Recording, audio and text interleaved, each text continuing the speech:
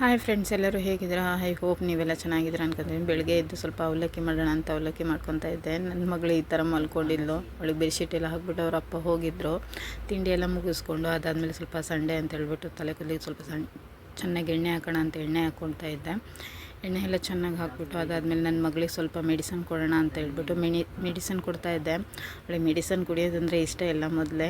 ಅದರಲ್ಲೂ ಮುಖನ ಈ ಥರ ಮಾಡ್ತಾಯಿದ್ಲು, ಬೇಡ ಬೇಡ ಬೇಡ ಅಂತ ಹೇಳ್ಬಿಟ್ಟು. ಅದಾದಮೇಲೆ ಸ್ವಲ್ಪ ತಲೆ ಕೂದಲು ಅವಳಿಗೆಲ್ಲ ಬಾಚೋಣ ಅಂತ ಹೇಳ್ಬಿಟ್ಟು ಅವಳನ್ನ ಕೂರಿಸ್ಕೊಂಡಿದ್ದೆ. ಬಟ್ ಅವಳಿಗೆ ತಲೆ ಕೂದಲು ಬಾಚೋದಂದರೆ ಇಷ್ಟ ಇಲ್ಲ. ಅವಳಿಗೆ ತಲೆಗೆ ಕೈ ಹಾಕೋದಂದರೆ ಇಷ್ಟ ಇಲ್ಲ. ಅದಾದಮೇಲೆ ಅವಳ ಜೊತೆ ಸ್ವಲ್ಪ ಆಟ ಆಡ್ಕೊಂಡು ಹಾಗೆ ಸ್ವಲ್ಪ ಟೈಮೆಲ್ಲ ಸ್ಪೆಂಡ್ ಮಾಡಿಕೊಂಡೆ. ಅವಳ ಜೊತೆ ಟೈಮ್ ಸ್ಪೆಂಡ್ ಮಾಡೋಕ್ಕೆ ನಮಗೆ ಸಂಡೇ ಮಾತ್ರ ಸಿಗೋದ್ರಿಂದ ಸಂಡೇನೇ ಜಾಸ್ತಿ ಅವಳ ಜೊತೆ ನಾವಿರ್ತೀವಿ. ಅದಾದಮೇಲೆ ಸ್ವಲ್ಪ ಬೇಳೆ ಸಾಂಬಾರೆಲ್ಲ ಮಾಡಿಬಿಟ್ಟು ಊಟ ಎಲ್ಲ ಮುಗಿಸಿದ್ವಿ. ಸಂಜೆ ಸ್ವಲ್ಪ ಸ್ನಾನ ಎಲ್ಲ ಮುಗಿಸ್ಬಿಟ್ಟು ದೇವರಿಗೆಲ್ಲ ಪೂಜೆ ಮಾಡಿ ಸ್ವಲ್ಪ ಗ್ರಾಸರೀಸ್ ಎಲ್ಲ ಖಾಲಿಯಾಗಿತ್ತು. ಸ್ವಲ್ಪ ತೊಗೊಬರೋಣ ಅಂತೇಳ್ಬಿಟ್ಟು ಡಿಮಾರ್ಟಿಗೆ ಹೋಗಿ ಎಲ್ಲ ರೇಷನ್ ಎಲ್ಲ ತೊಗೊಂಡು ಬಂದು ಮನೆಗೆಲ್ಲ ಬಾಕ್ಸಿಗೆಲ್ಲ ಹಾಕಿಡ್ತಾಯಿದ್ದೆ.